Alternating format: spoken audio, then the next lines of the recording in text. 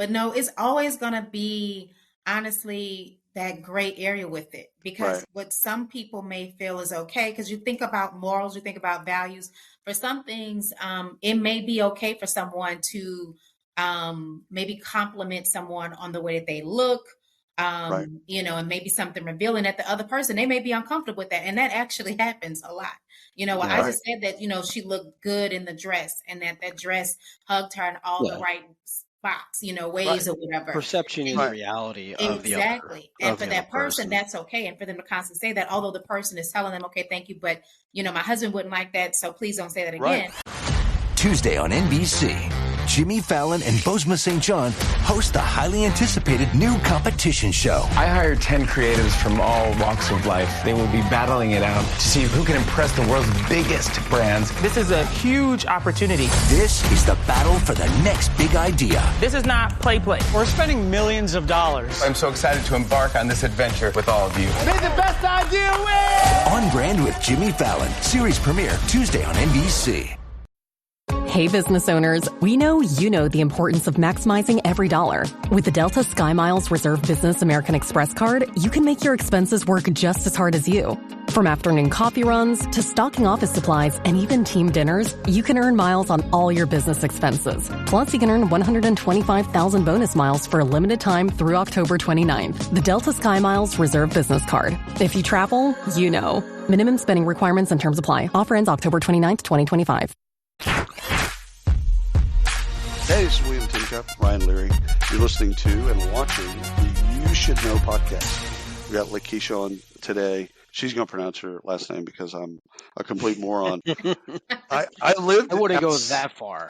I lived outside of New Orleans for about 3 years of my childhood and had trouble with the names then.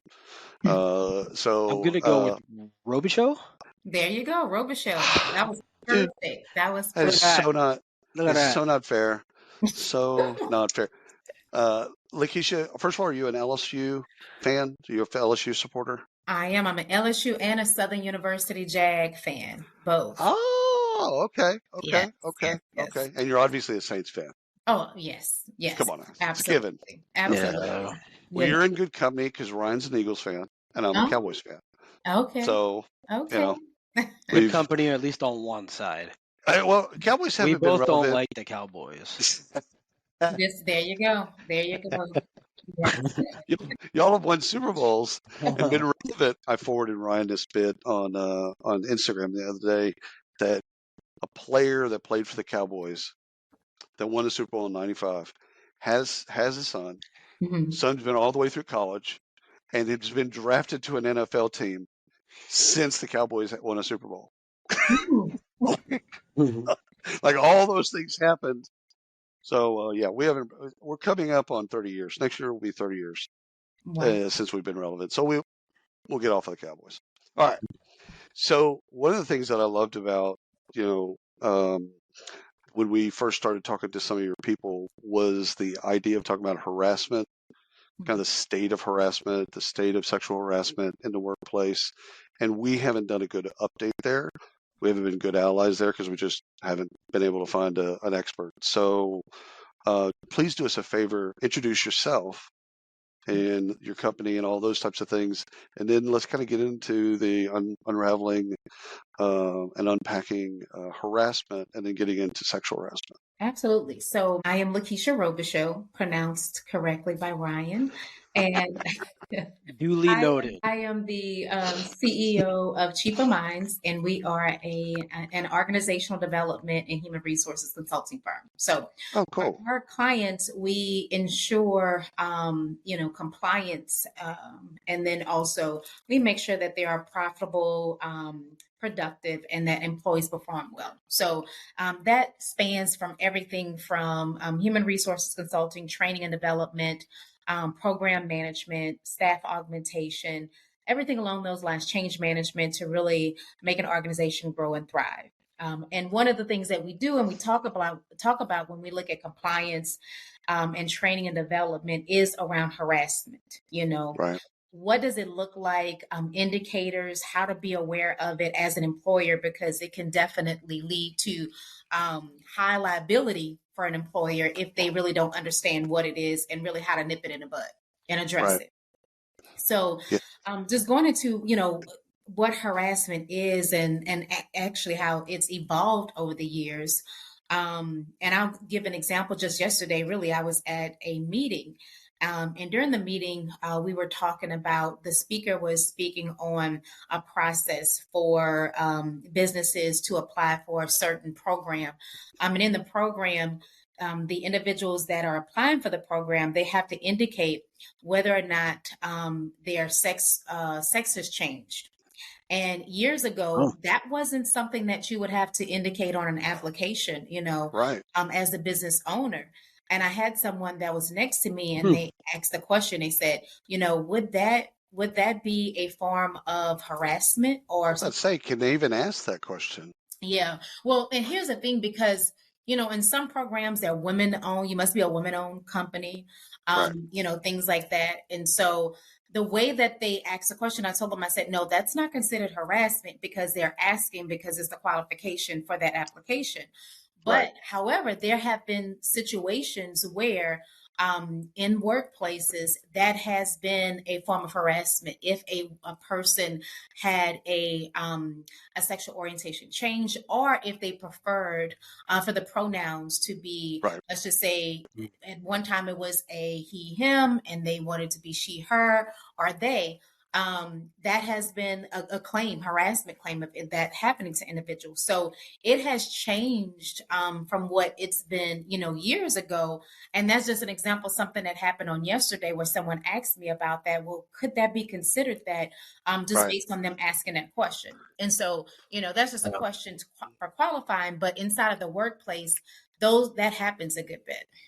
So asking inside the workplace, if I were to ask you, for example, a question about a sex change, and you have gone through that, that would be considered harassment. No, because then you are asking the question. So it really depends, like on the intent behind it. Are you constantly asking this question, especially after they have told you, no, I don't want to talk about it. Or they may be open to it. If they're open to it, then it's not. Then it's because there's something also called reasonable person behind the way on how they perceive it, or how things, or the communication behind it. But if you're just asking a question, no, you've asked the question, that person can say yay or nay to whether or not they want to talk about it or not. If they put a halt on, now if you continue doing so, continue pushing it, then it can escalate to a form of harassment. What have we seen in pronouns in the last couple of years? And is there any, like Ryan and I go to EEOC site every week just to see different lawsuits and things like that.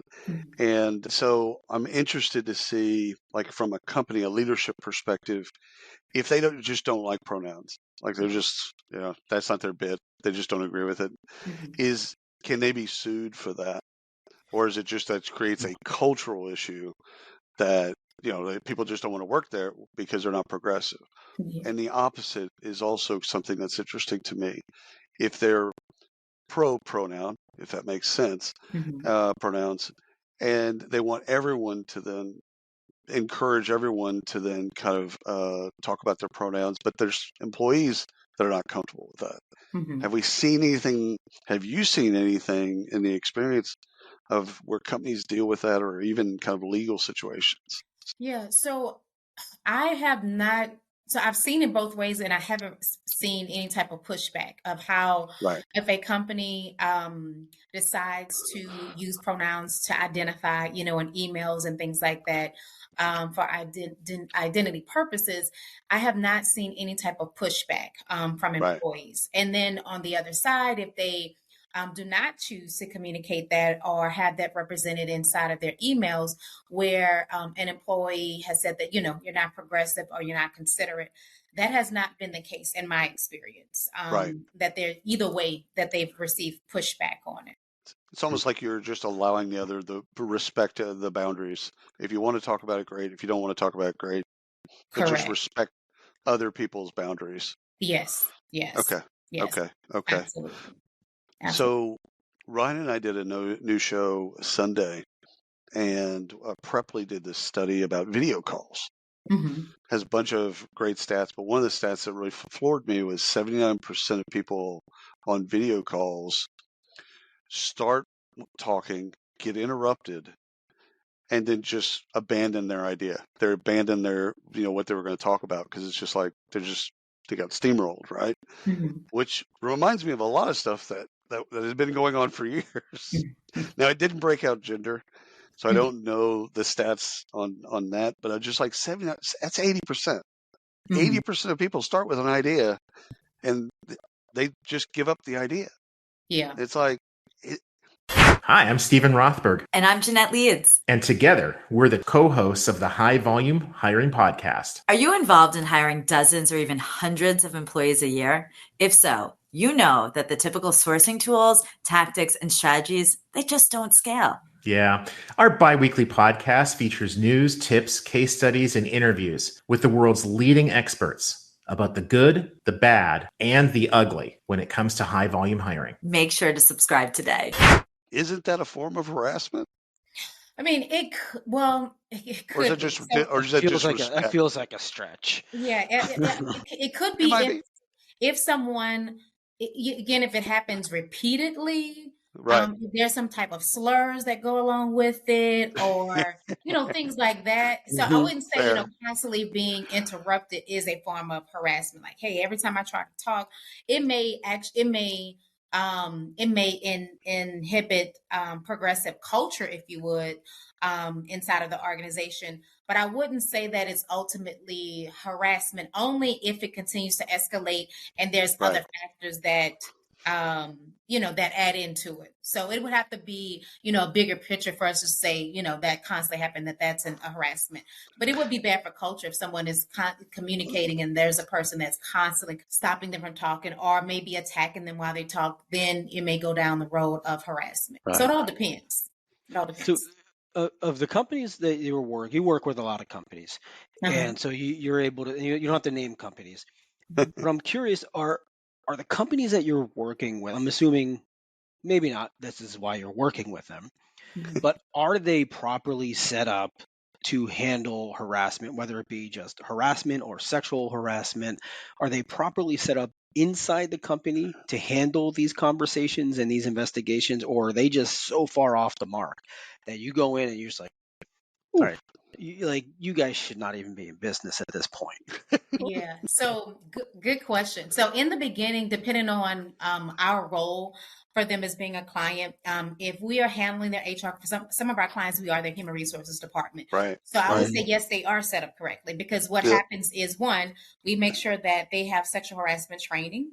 And so we either lead that training or there is an online training that they go through, but also they know who they should contact in the event that they feel that someone harassed them. And that's whether it is sexual harassment or regular hostile work environment harassment, or whatever type of form of harassment may be, and they come to us. And so we have had conversations with the managers on what that should look like, the type of documentation that needs to take place, reviewing that documentation, and then recommendations for a decision of what that should look like. So yes, if we are the HR department, they're good to go. Now, there have been cases, to be quite honest with you, where clients have come to us and it has been bad. And that's why they come to us. And so we may have to assist with the investigation. And we've told them, like, look, you need to address this. Employees need to be trained. Managers need to be trained that this is why this is happening, because there's no policy in place around this on who employees should go to or what's considered harassment. Right. And so there's a lot of work that needs to be done there. And so, yes, I have seen situations like that where, there's no structure around what harassment looked like. And then employees or managers really do not understand or realize that they are harassing an employee. Yes. Right. So years ago, I had a really cool discussion with a physics professor. And he said, William, at the end of physics, it becomes art. Like, once you get to a certain point, it isn't about the hard science anymore. It's about faith, hope, love, belief, art. It's all of this soft stuff. And I was telling him, in art, You get through the creative process, and at the end of art is science.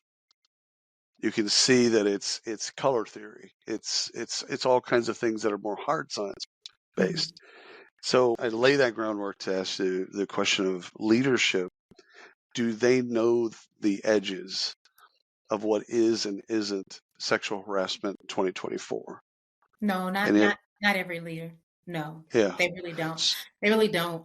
Because sometimes, and especially depending on how long you've been in business or how long you've been a leader, you don't see everything that goes on the front line, and so you're not there. And you really don't understand it. Someone may come by and it may say, oh, this person said, this one thing. And they're like, oh, that's nothing. They clown around like that. That's fine.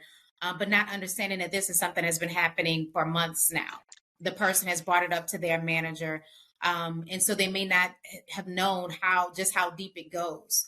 Well, can it be subjective? Sorry to interrupt, Lakeisha.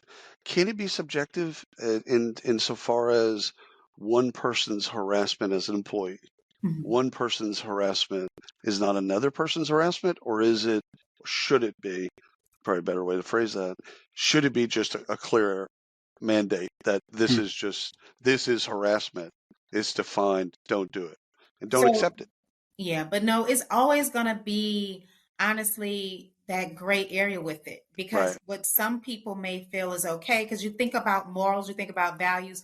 For some things, it may be okay for someone to maybe compliment someone on the way that they look, and maybe something revealing that the other person, they may be uncomfortable with that. And that actually happens a lot.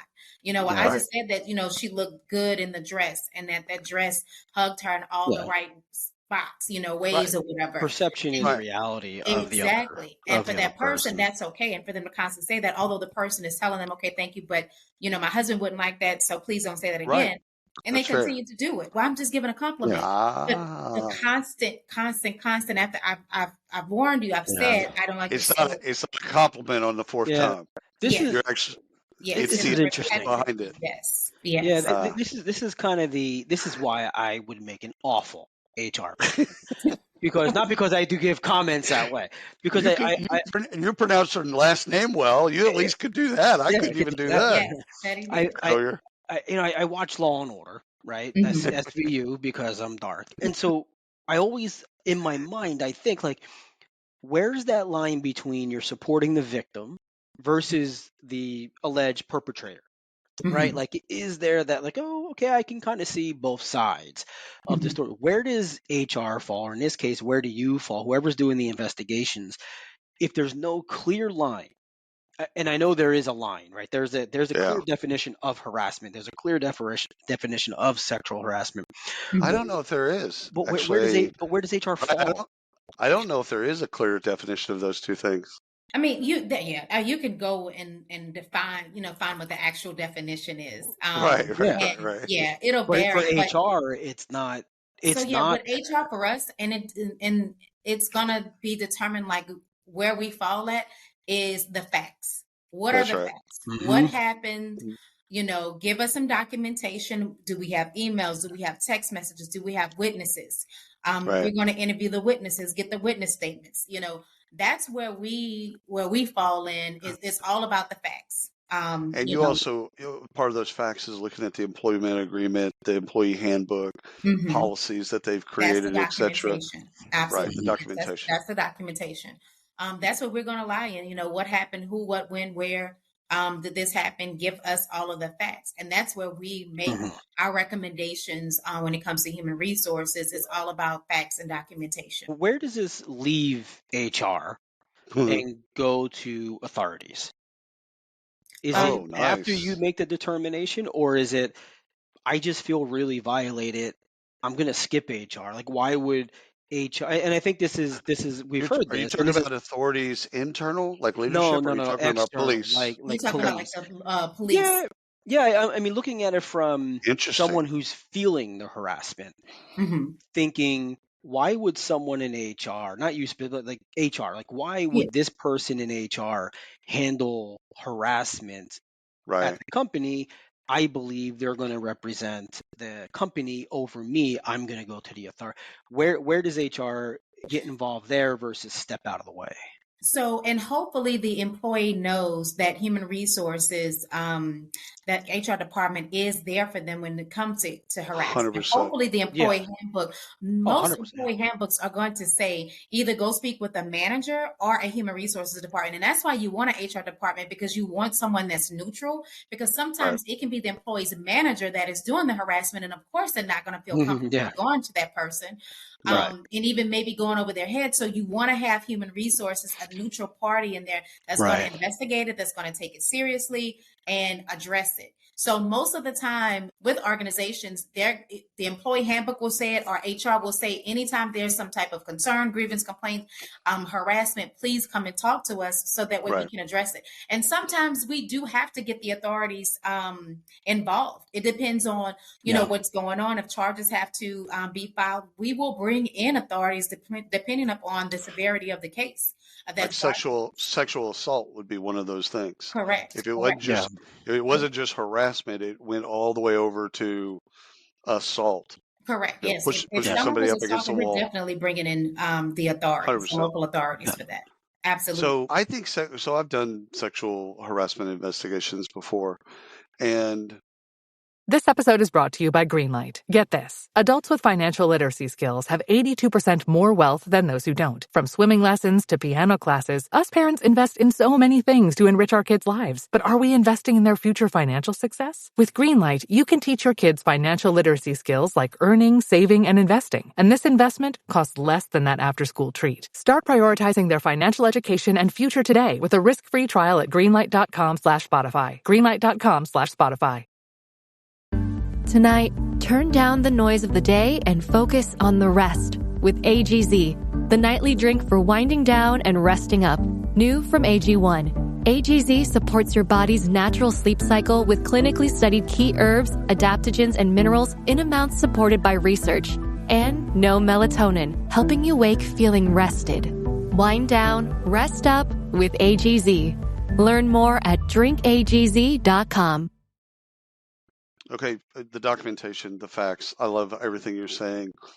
I think from a company's perspective, if it's a low performer, it's really easy to get rid of that problem. Mm-hmm. You know what I'm saying? Like, it's really, okay, Bobby, just a serial harasser. Okay, but Bobby's also a C player, maybe a D player. Mm-hmm. Okay, that to me, in my experience at least, has always been easy to reconcile. Mm-hmm. What's harder, and I think maybe might be harder for some leaders, is when Bobby's a top performer, like an A player, especially like in sales or something like that. Bobby's bringing in $20 million of business, also a serial harasser, sexual harasser. I see executives and board members struggle with what to do with Bobby. Now, what do you see? I mean, that's just my very limited perspective. Mm-hmm. What do you see? You're the expert. Yeah, and oftentimes, especially if I don't know, I can't remember the names that you use. I think it might have been Bobby. But if Bobby was, especially if he's been with the company a long time, he doesn't have this track record of any type of harassment. Sometimes it's hard to believe. But as HR, you have to take the stance. You know, these are the facts, and it occurred, and it's unfortunate. But something has to be done. It has to be addressed. And that being addressed may be termination, you know, depending on, you know, what it was, whatever type of harassment it is. But you have to take a stand. You have to take action and address it. You cannot allow it just because Bobby is higher up in the organization. You know, you have a duty to protect, you know, the employees of that organization and do the right thing. Do you find it's more difficult to get rid of a leader in a company or bring a leader up on charges of investigation versus me at a company?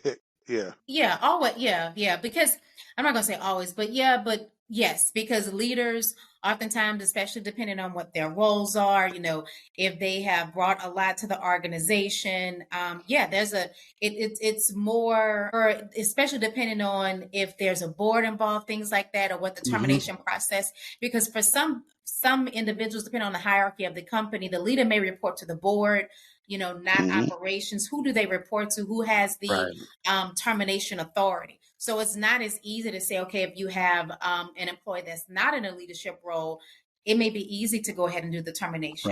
Whereas you may have to have their process for a leader may be that 2 or 3 other people, stakeholders have to, agree to vote to terminate or what have you. So oftentimes that is a little bit more involved, if you would, to terminate a leader. And that's regardless if it's harassment or not, whatever it may be. Right. It may zero tolerance doesn't matter there. Zero tolerance is not zero tolerance. Well, I've seen zero tolerance is not zero tolerance at most of these companies. It's more. And it may be it may be zero tolerance, but again, the process. That's more the process. The process be a bit more in depth, and it's going to take more time because of them being in a leadership role. And they may have dual reporting or whatever. Okay, we need to. They're not performing well. Well, we need to terminate this person. Right. I've seen it in situations where HR reports to ops or finance, and those, let's say it's the CFO or COO, just make it easier for the audience to kind of envision. They get a claim, they investigate it, they get the facts, they get the documentation, and it's for sure. It's this clear case. Now, who do they go to when it's people that manage them? Yeah. And I think that's I think that becomes harder for HR pros to then go, I need to actually go to the CEO and the board and say, this is lay everything out, and then go from there. And that's how it should be. That it's not like that. And that's why I am a strong believer that human resources, internal HR departments should report directly to the CEO and not other departments. And sometimes it has been in cases that I've seen where it's the CEO that the complaint was filed on. And so if that's the case, and ultimately you try to keep the investigation confidential as possible, but you may have to, and this is regardless if it's a CEO or not, whomever, because you have to investigate it, inform them because you got to get their side of the story. But then you will go to the board in which that CEO reports to and inform the board, because they then have to make a decision, on what will that look like, and the action steps from there. Now, go ahead, Brian. I'm sorry. So if the claim's made against a CEO, and I think this is important for people that might be listening who are afraid to make these claims. If the CEO is the one is the person that the claim is against, do you automatically go to the board? Is this person automatically reported, or is it based on the investigation and the severity of the claim? So you always let the person know that filed the claim that, you're going to try to keep it as confidential as possible, but 9 times out of 10, you will have to inform them because you have to investigate it. You have to get their side of the story. You just But do we go to the board immediately, or is it based on the results of the investigation? Usually it's going to be based because you want to go to the board with all of the facts. So you're going to inform the CEO because you need to interview him or her, get their side of the story, and then you go to the board with the facts. Now, at some point, you still, even initially, and it depends on the relationship, which there should be a relationship there with the board where they know who they should contact, who are the individuals on the board, that they are going to communicate with the board just to give them a heads up to say, hey, we did receive this investigation, just giving you a heads up, letting you know. I will circle back once the investigation is complete, and then I'll, give all of the information to you. So you're still going to inform them, but you're going to get it to them after once you've done everything, so that you can present everything to them at that time. But you're going to give them a heads up and let them know in case word gets out. You don't want, that to be the last thing that they hear about. So where I'm going with that is the fear of retribution. 100%. Retaliation, right? That's why people don't report. Right. It's why they don't report. And if I don't believe that, regardless of the outcome of the investigation, if the board who has oversight of the CEO is not made aware, who's to say that CEO can't come back and retaliate against me with no oversight other than someone in HR who originally didn't report it to their. And that's also important, as I said, to inform the board, to let the board know, hey, we're completing this investigation. In case this happens, so that they can see it. I think it's 100% retaliation, Ryan. If the CEO go ahead. can get away with it, I think they absolutely get away with it. And that's why the duty really of that HR department is to inform the employee that the company does not believe in retaliation. That's and right. the HR department has to hold true to that and know that if there's some form of retaliation, that they need to address it and not allow it. That's their role, that they should be making sure that there is no retaliation there. Real quick question. Average sexual harassment investigation used to be 6 week-ish. I know it's probably moved and it's changed, obviously. So for the audience edification, what does that look like from a time period? And honestly, it depends. I mean, sometimes it can be faster than 6 weeks, to be quite honest with you, depending on, because it's going to depend on how many witnesses you have, how much documentation you have to go through, who all was involved in it. So it really varies. So I honestly could just give, say, hey, yeah, 6 weeks. Sometimes 4 weeks is probably like a month, because that's something that you want to address like ASAP. You don't want to sit on it. As soon as you get that in, you want to address it, meet with them, get all of the documentation, find out who the witnesses were, so that way you can meet with them and try to get it addressed ASAP. If someone comes with a claim of sexual harassment or even harassment, right, I guess those are two different classes. Does that claim take precedence over something else that might be investigated, might be in investigation at the moment? Does that automatically go to the top of the line or to another? Yes, we're going to make a priority. Yeah, I can speak for us that we definitely make it a priority. But while we're doing investigations, all other investigations, we keep the employees looped in, timing wise, what this looks like. So we stay in contact with them. But yes, if it's a sexual harassment, it is something that we get on top of immediately. We're not going to just wait and say, oh, hey, we have this, building up. We're going to circle back in 2 weeks. No. Right. It's the severity of the claim too. Correct. I would assume that you have to factor in.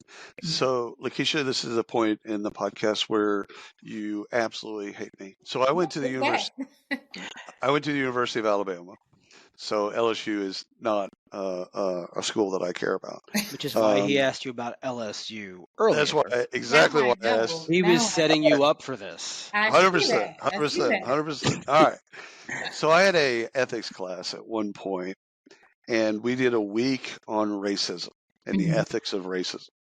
It's a crazy class, crazy professor, crazy class. Anyhow, and he basically started the class like, do you want your racism in front of you or do you want it behind closed doors? So everyone's arguing, because it's an ethics class. Of course we're arguing. Yeah. So it's like, okay, you want the Klan just kind of parading on your street, or do you want them in suits that you don't know who they are?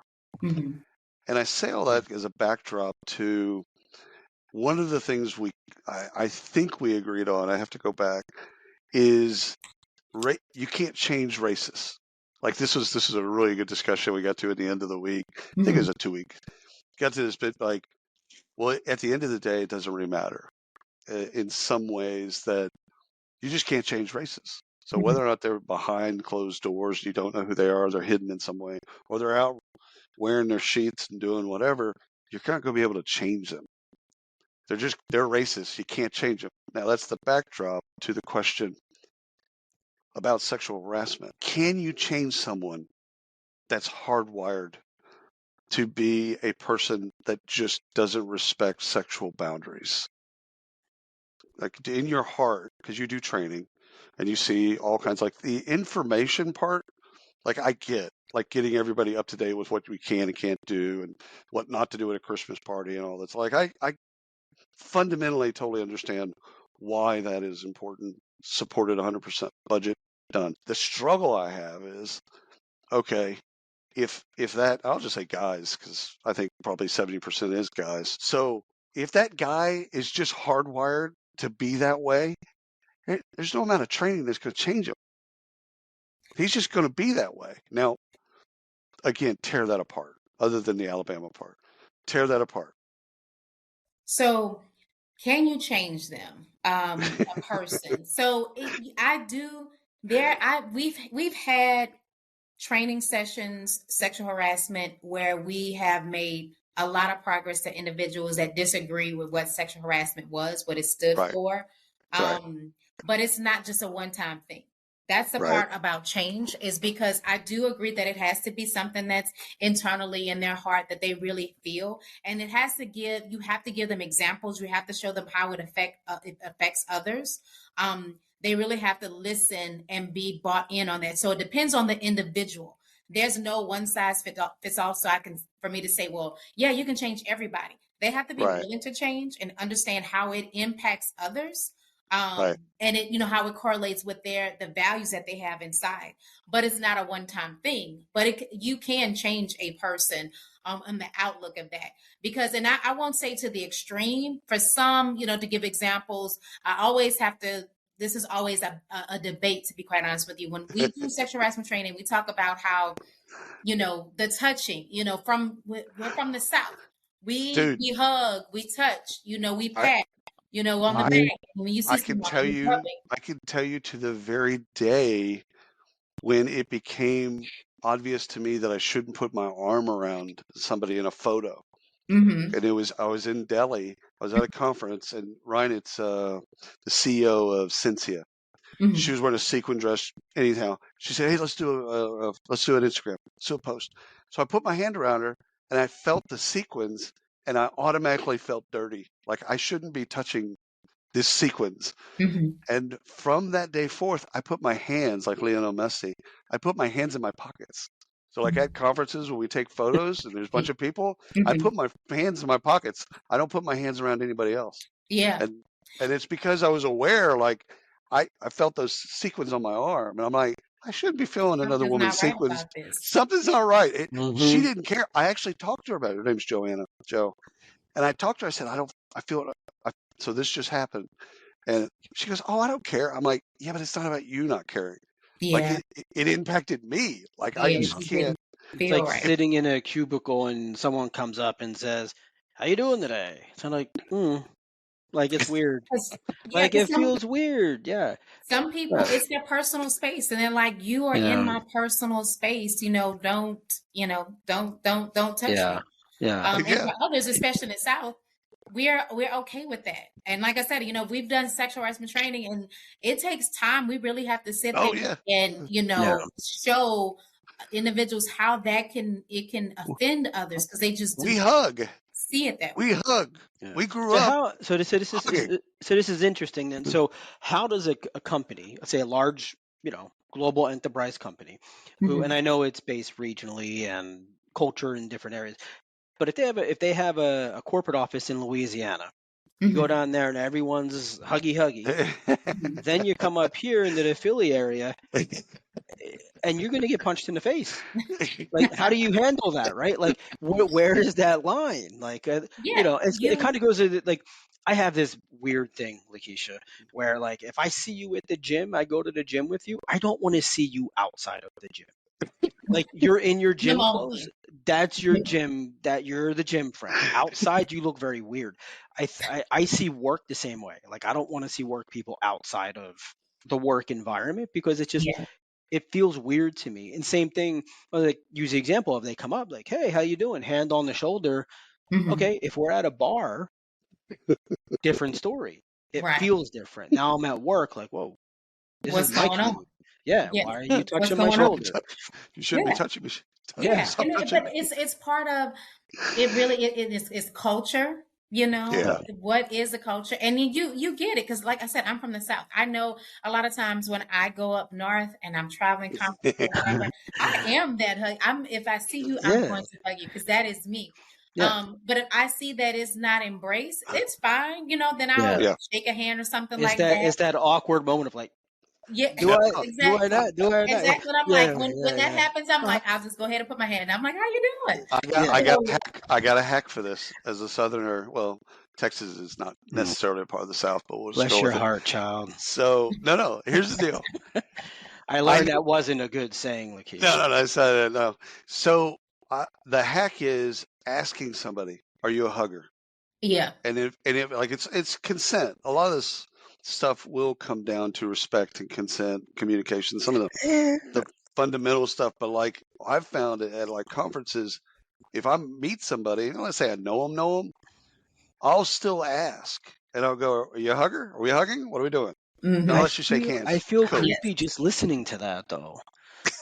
Like, You're are like, you a don't even hugger? ask me that. Don't even Like, I ask feel like you're staring. Like, are you a hugger?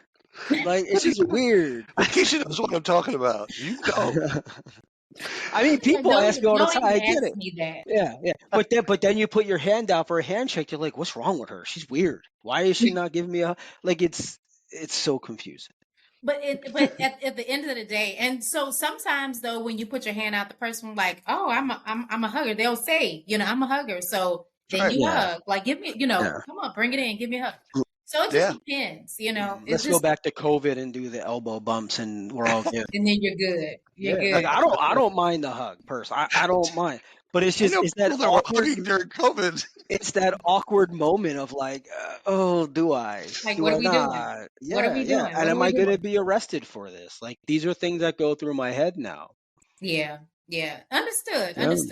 And the best way, honestly, is, I will say, like William said, is to ask, but just to know also, company-wise, from a culture standpoint, what the cultures and what that person, usually work with them. Right. Instead of just going up and hugging or whatever, understanding this is their space, they're good, but just being very mindful, especially of the touchy, thing. Yeah, it's the intent. You said it earlier, and I think you said it a couple of times. Some of it comes down to intent. Some people just hug to hug because that's how they shake hands. Right. And some people hug for something else. Yeah. And so people pick up on that and they recognize it. And when they do, 100%. They will push away. Yeah. And you have to know, okay, hey, if that's the case, I'm doing way too much. I need to stop. Right. And don't do it again. Especially you get 1.5 seconds and don't sniff the hair. You're good. You can't linger.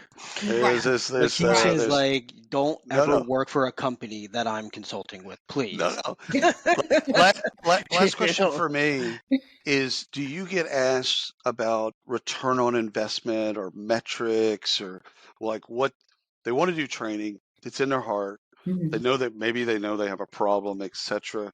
But for whatever reason, they don't feel like they can justify the expense. Mm-hmm. They struggle with that bit.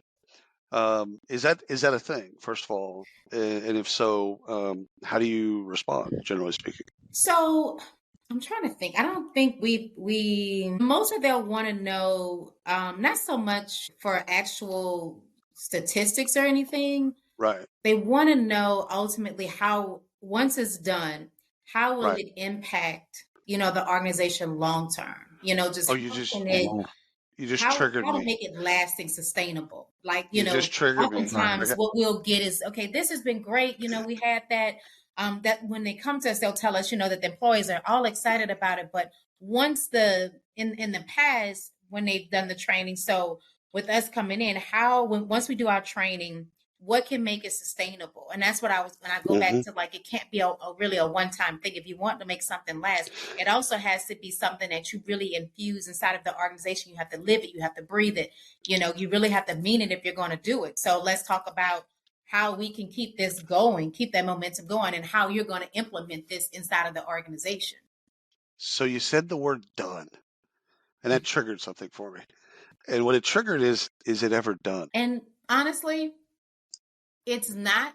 If you want to continue to have a successful, progressive organization, because as the organization evolves, it's not just a checklist.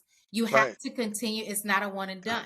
As the organization evolves, you continue to evolve, and you want to make sure that you go back. You may revisit these things, or there may be some additives or whatever that you want to add into it to make it better. But no, never done. I don't think it's ever done. So William, this is my, what's the word I'm looking for?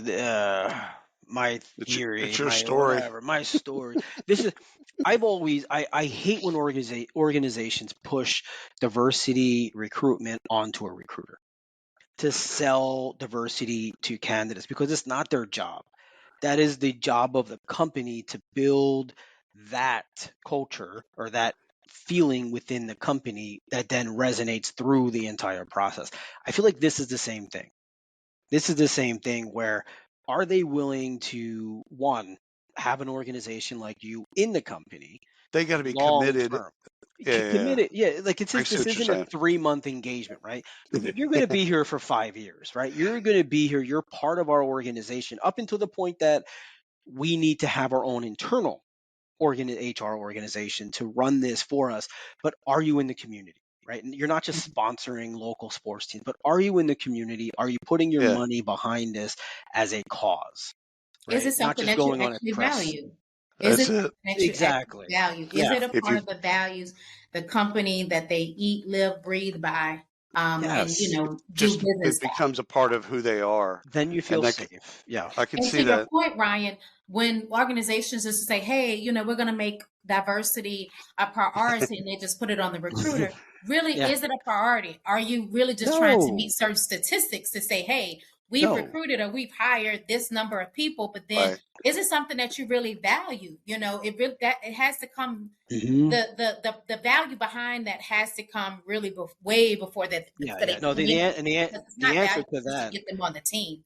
The answer to that is just, how does Raytheon take them from Lockheed? Like, how do you recruiting candidates away from your competitor? That's what that is, and that's what I feel like this should not be. Obviously, If you're creating a workplace where harassment is zero tolerance, it's got to be every fiber of your being. Yes. And Lakeisha has said this a number of times. It's got to be your values. If it's not your values, you're half stepping. You're giving it window service or putting lipstick on a pig, whatever. And that's why communication is so important, because just sticking it up there and sticking it on the wall and saying, "Hey, these are our word, our motto, for values." No, it has to be communicated. It has to be discussed what it means to the organization. Right. Drops Mike, walks off stage. Oh, okay. We're gonna end. We ran out of time. That just means we get so good. That just means we have to have her back, because we didn't even talk about mental health and how all this stuff impacts mental health. You know what? That's our next show. Lakeisha, thank you so much for carving out time for us and the audience. I know you're busy. Thank you so much.